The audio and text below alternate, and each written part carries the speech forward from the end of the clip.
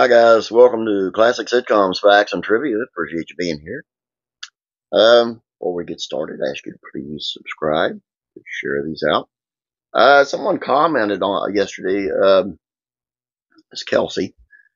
She mentioned you ought to do one on the Twilight Zone. What a coinky dink!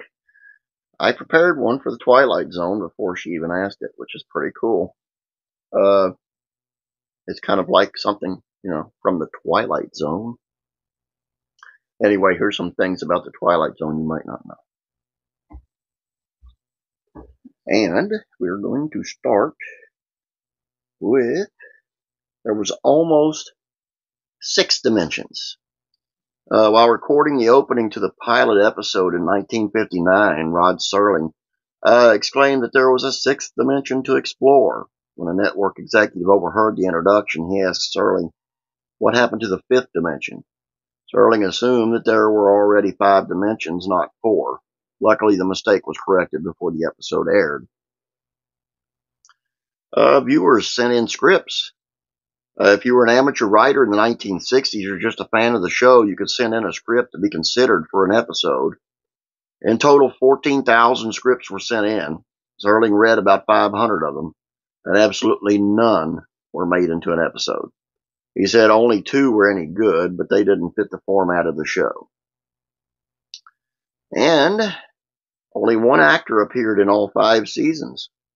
Many actors who appeared multiple times on the program, but only 1 has the distinction of appearing in all 5 seasons. In total, Robert McCord appeared in 67 episodes, most of them as an extra. 1 episode won an Oscar. The anthology series won 3 Emmy Awards for its writing and cinematography, big word, but it also won an Academy Award, kind of. When the budget was slashed for the show's 5th season, Serling resorted to an unusual cost-cutting measure. He paid $10,000 to purchase the French short film An Occurrence at Owl Creek Bridge. The silent film was a perfect fit for the show and was subsequently broadcast as an episode in 1964.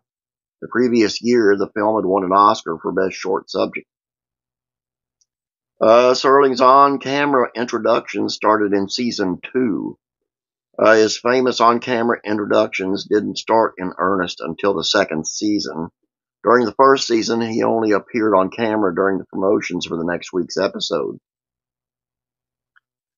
The Looney Tunes parodied the series.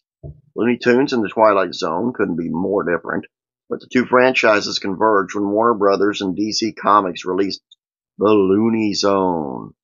The comic series parodied many of Serling's most classic episodes by using Looney Tunes as the main characters. Star Trek actors appeared on the series. William Shatner appeared in 2 episodes, Nightmare at 20,000 Feet and Nick of Time. Leonard Nimoy appeared as a soldier in the Philippines during World War II in the episode A Quality of Mercy.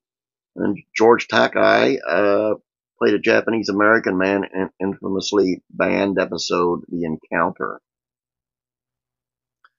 The film was involved in an involuntary manslaughter case. Warner Brothers adapted The Twilight Zone to the big screen in the early 80s, with esteemed directors like Steven Spielberg and George Miller remaking some of the most famous episodes. Unfortunately, a stunt helicopter crashed on the set and killed an actor and 2 child actors. John Landis, the director of that sequence, was charged with involuntary manslaughter. After a 9-month trial, jury acquitted him in 1987. The director settled with families of the deceased out of court. Only 1 episode has a sequel. Despite having 2 reboots in 1985 and 2002, The Twilight Zone only has 1 episode with a 2nd part. The original series season 3 episode, It's a Good Life, was turned into a sequel in the 21st Century reboot. Cloris Leachman and Bill Mumy reprised their respective roles of the mother and her mind-controlling son, making them the only 2 actors to appear in both the original and the 2002 series. Submitted for your approval was only uttered 3 times. The phrase that was become synonymous with the show was only uttered 3 times over the course of 5 seasons. Serling used a signature phrase in the introductions of the episodes, Cavender is coming, in praise of Pip, and a certain kind of stopwatch. And last but not least, a disco song samples the theme song. The band Manhattan Transfer released a disco hit, Twilight Zone, Twilight Tone, in 1979, which opened with their famous high-pitched guitar riff that could be heard on every episode. The track reached the top 30 in the UK. And that's it. I hope you enjoyed this, because it came about because of the kind of like a Twilight Zone-ish type thing.